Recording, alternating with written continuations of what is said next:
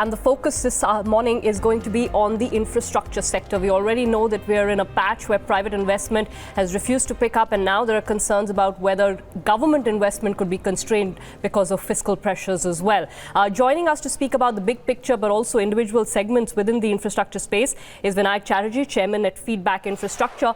That would be the traditional way of describing Mr. Chatterjee, but I would also like to say he's the most active tweeter on the infrastructure space and most heavily followed. Mr. Chatterjee, good morning. Welcome to BloombergQuint. Morning. Morning. Sir, lovely to have you here. I'm going to start with the big picture, although I know that there's lots to speak about in terms of, finer print and various segments of infrastructure. But there is a lot of fear, Mr. Chatterjee, right now that, we were anyway running on a government sort of investment spree. There was no private investment to speak of. Now this year, people are wondering whether the government, both at the central level and more importantly at the state level, will be able to continue with the kind of capex plans that they had detailed because of their fiscal pressures. Are you seeing anything on the ground, sir, that would suggest that they are pulling back on capex plans, sir? Well, you are broadly correct in your assessment of the big picture. See, the situation is as follows, that the PPP revival is not going to happen in a hurry, as you yourself put it. And on the other hand, there is a very significant stress on the fiscal situation in terms of containing the fiscal deficit. Over and above that, there are very clear trends that all the states put together, the fiscal deficit of the states have also increased from whatever 2.8% to 3.3% because of agri loan waivers, pay commission, and Uday, etc., etc. So the popular belief is that the space for public expenditure, which has been the clear strategy of the government since 2014, is going to face challenges. Now, my response to this is that we still have to rely on public expenditure, and the union budget and the state budgets need not act as a constraint. And now let me explain this to you. You will observe that with each passing year, much of the public expenditure is happening with off-budget vehicles. For example, the entire funding of the bullet train has nothing to do with the union budget. 86,000 crores is coming from JICA. Similarly, funds are coming in from World Bank, ADB, insurance companies, etc., for public funding, including raising infrastructure bonds. So year by year, there is a significant amount of public expenditure that is coming outside the union budget. So therefore, we don't have to be unduly worried about the fiscal space, although there are some murmurs among economists that in the current situation, a little bit of relaxation may be in order for public expenditure. But the more important point I want to make to you today is that it is important for the government to proceed faster and stronger on the strategy called asset recycling. For example, Mr. Gadkari's plan of bidding out a large number of road projects which are owned by the National Highway Authority, owned by the Government of India, in what is called the TOT scheme, Toll Operate Transfer, releases a fair amount of liquidity from the road space.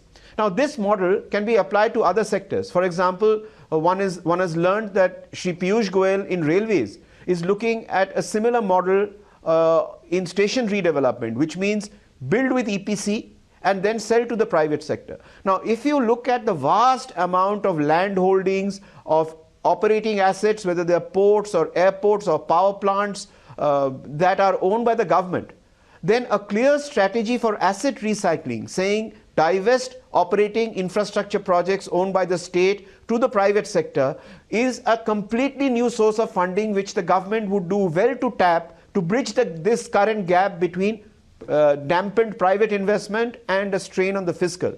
And to complete the story, remember that there is huge investment appetite from the long-term foreign institutional funds, sovereign funds, PE funds, who are hovering around India waiting to pick up brownfield infrastructure assets.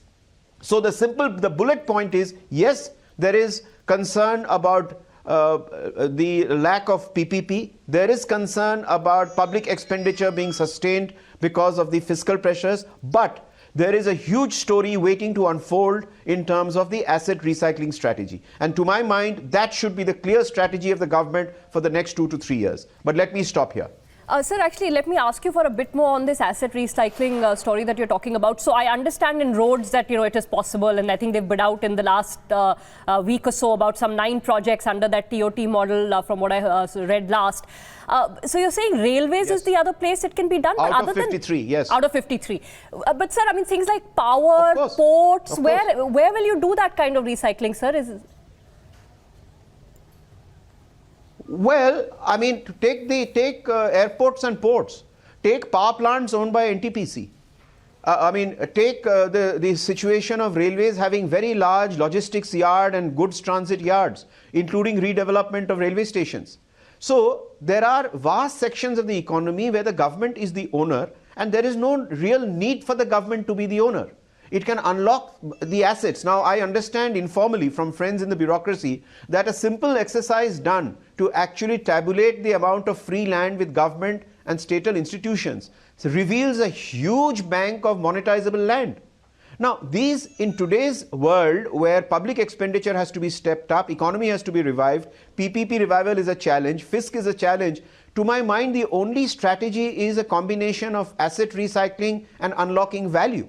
And this is clearly before the government, and I think it should form a task force and implement this strategy with great enthusiasm and gusto. Just if I may ask you a follow-up question on that, Vinayak. This is Menaka here at BloombergQuint. Do you envisage any of this being done through infrastructure trusts, in which have been, sort of a successful product world over, more in the form of REITs than anything else? But in India, do you think the government might be able to make use of it? No. So your question is very relevant. The government has to put up these assets for monetization. Right. So it is structures like InvITs, REITs, PE funds, sovereign funds who will pick them up. Okay. The government doesn't have to set up REITs and InvITs. It has to offer these projects to those institutions who are geared to now pick them up.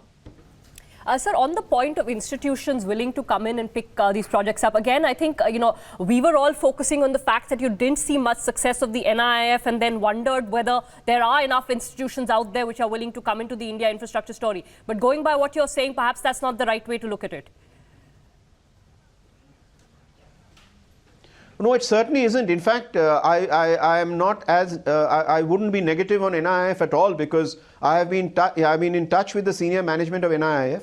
While a setup like that in the Indian context does take some time to and pull all the institutional the structure together, I understand that they are on the verge of signing their first major investor from the Abu Dhabi Investment Authority, and there are others waiting in line like DFID and some UK funds. So I suspect in the next 2-3 months you will probably revise your opinion substantially. Okay, good to hear that. Mr. Chatterjee, I have one more question on the big picture, and then I want to talk to you about power in particular. How much attention are you now paying to this whole stalled project story? I think, the CMI data that came in last was giving you two sides of a picture. One, the pace at which projects are getting stalled has perhaps come down, but then the stock of stalled projects remains very high. I'm not sure we've been able to get many of those back on stream. Yes. Thoughts on that, sir? Yes, you're right. I mean, I'm aware of the CMI figure of 13 lakh crores worth of stalled projects. That, a 13 lakh crore, even if half of that was unstuck, I mean, that itself is a mini fiscal boost. So I would feel that the aggression with which the PMG was set up in the last few years of the UPA was a good step. And I think it required emulation. I particularly remember the stint when Mr. Anil Swarup was heading PMG. And we, as in the Indian public, often got weekly and fortnightly details of how projects were being pushed from their stuck stage to getting revived again. So your point is valid. I think over and above asset recycling and monetization of government-owned assets, a very big push to stalled assets would send a very clear positive signal and would provide a kind of a mini stimulus to the economy. And I think the government should take it up aggressively and push that. Mr. Chatterjee, railways is one area where the current government has been hoping to get significant FDI, so to say. How do you see the journey over the last 3 years, and what are the constraints really? Well, look, FDI in railways is a difficult topic to grapple with, because as you know, FDI has already come into the two new loco factories, the GE and the Alstom one. Now that's a big dollop of FDI. Now where does railways really need FDI? It could do with FDI in the massive station redevelopment program. So far as railway electrification is concerned and decongestion and track renewal is concerned, I'm not sure these activities require FDI. Our domestic EPC contracting companies are quite all right to be able to handle that. And so the real issue is FDI needs a vehicle to come into. FDI can't come into the consolidated fund of the Indian Railways. It's very amorphous. It's very hazy. So you have to create specific investment vehicles where you could attract FDI. Now these could be logistics parks, these could be warehousing parks, these could be specific or unlocking value in specific production utilities. For example, there's a point of view as to why railways should anyway own manufacturing facilities for making railway coaches, let us say at Perambur or Kapurthala or wherever. So one has to be very specific about putting up the right vehicle to attract FDI. I think the first big opportunity would be station redevelopment. Okay. Sir, I'm going to switch focus to power, and on power there are 2 or 3 lines of thought that I would love to hear your views on. But I'm going to start with something close to my heart, which is this whole stressed asset problem, because a lot of it lies in the power sector. And the impression out there is that while the stressed assets in sectors like steel will get picked up, power will probably not, and then you may see a fairly significant liquidation in some of these stressed power assets. Firstly, would you go with that view, or do you think there'll be investors for these stressed power assets? Well, I share your concern. In fact, the problem with steel is that the output is sold in the open. The advantage with steel sector stressed assets is that the output of a steel plant can be sold in the open market. The fundamental problem with the power sector is that the tail wags the dog, in a sense that the sector, in my view, and I've been saying this openly, is being held ransom by the clutch of 45 plus state-owned Discoms. When I mean state, I mean the federal state structure. It is a sector which is being held hostage by the 30-40 years of sheer degradation of the functions and the standards and the governance of Discoms. The entire sector is being held to ransom, whether it is coal or whether it is renewables. Now, unless the Discom story is set right operationally and not financially. See, the Uday schemes attempted to set right the Discom financially by providing a bit of financial relief.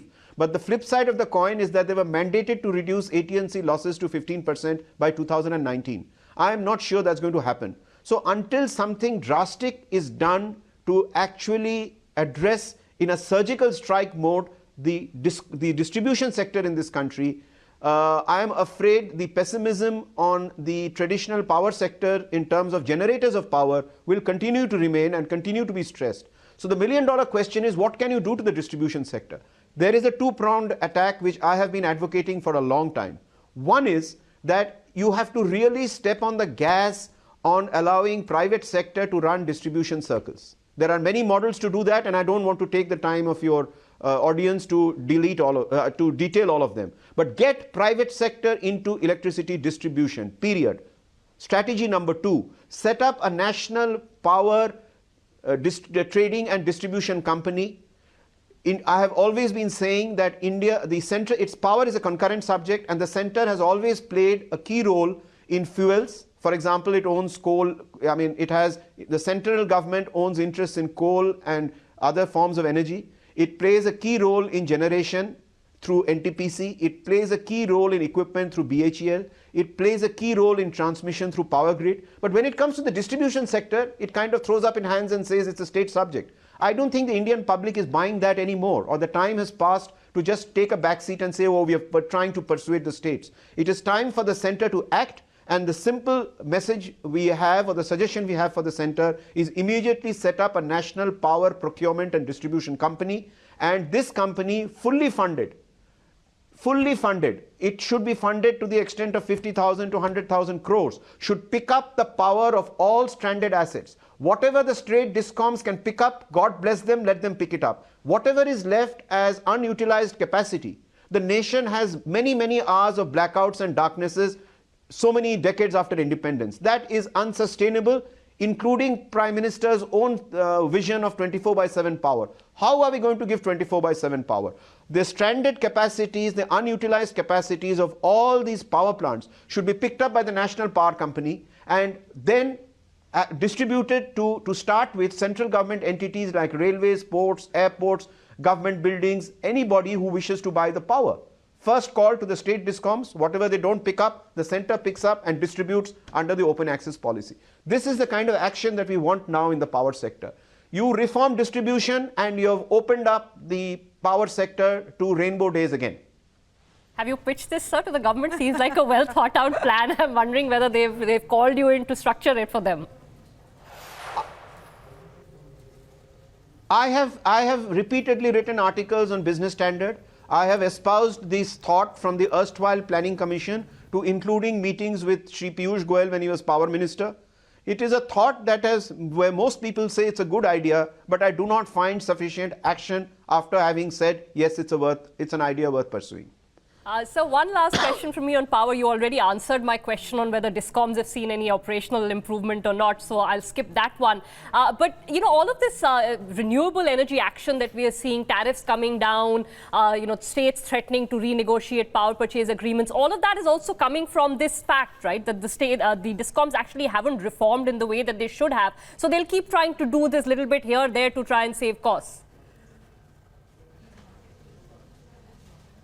You know, we have a completely distorted market structure, and I wonder why Discoms do not come under the purview of the Competition Commission of India.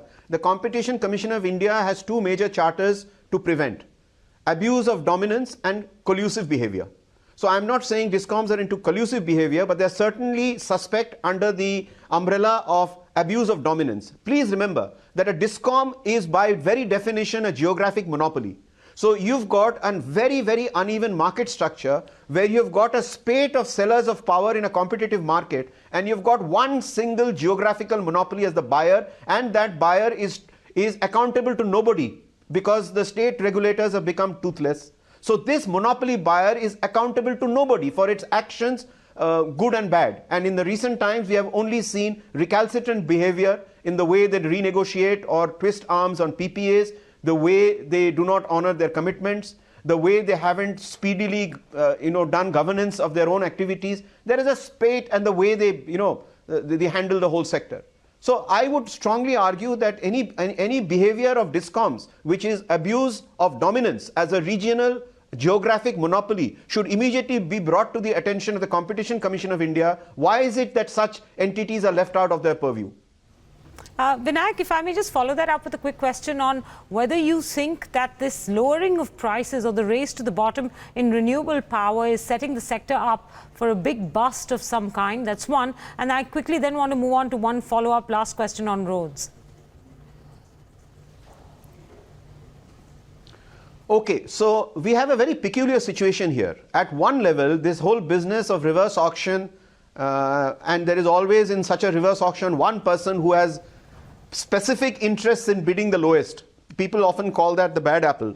Well, I don't want to use that phrase, but what this reverse auction does is, on the positive side, it does a very, very incisive price discovery of the lowest price which benefits the consumer, theoretically. What it does, the flip side is that it destroys sector economics. It reduces the profitability and the sustainability and the bankability of an entire sector. Now, these are the two contrarian pools, and therefore, like any other person who looks for the middle path, I would say that we must strike a balance between these two extremes now. What is the balance? I have for many years also been arguing that this business of lowest tariff, lowest cost has killed the PPP movement, whether it has been irrational bids in roads, irrational bids in power plant bids, irrational in renewables, irrational at airports. This phenomenon of irrational bidding has bedeviled the PPP sector or the private investment in infra. So what is the solution? The solution is that we need to move to what is called the median bidding. When everybody has bid, you put all the bids in a line and you put your finger on the middlemost bid. This is called median bidding, which automatically reduces the temptation of people to bid at extremes. A very low bid is useless. A very high bid is not conducive to the public at large. So forget this whole business of lowest bid. It is killing many, many sectors. You go for median bidding, and I think you will get a rational market which optimizes the middle path between the discovery of the lowest bid and saving sectoral, keeping sectoral economics in balance. So let us have a national debate, get the judiciary on board, get the CAG on board, get the auditors on board, and can we have a new structure of median bidding where the person closest to the middle bid is announced the winner. You will automatically see a whole new psychology of bidding. What are we afraid of? All right. I'm not going to try and answer that "what are we afraid of" question. I believe it's rhetorical. But one final question on roads. It's the sector that's been driving most of the construction activity in the country, also responsible for a lot of the government outlay, a quick multiplier impact. Do you see much pickup here onwards in roads at all? Or, what is the status that you would put to the road sector right now? I am extremely appreciative and bullish of what Mr. Gadkari has done. I think the statistics speak for themselves. By the time this government came into power, it had fallen to 2 kilometers a day. Now, whether you wish to debate whether it is 20 today or 23 or 25, whatever it is 10 times more. And it is moving into a curve which will soon hit 30 kilometers a day. And in a sense, pointing to a very, very aspirational target of Mr. Gadkari's 41 kilometers a day, right? It is one sector that has kept the order books going. It has kept the India story going. It has kept the buzz going. So I'm extremely appreciative of the road sector. And I would like to actually commend Mr. Gadkari's leadership of this sector, because he has not only been able to sort out a lot of, shall we say, the stuck projects which he inherited, but he's also understood market realities and moved to a combination of EPC and hybrid annuity, clearly recognizing that PPP wasn't working. So a huge amount of innovative work has gone, a huge amount of energy has gone into this sector, and I would like to give high marks to the management of the road sector. All right, Mr. Chatterjee, we're going to leave it there this morning. Thank you so much for that overview of the many different parts of the infrastructure story in India. And I'm glad we're ending it on something as positive as roads, where Vinayak believes that, an even higher accomplishment ratio is possible. So that's the view of India's infrastructure story.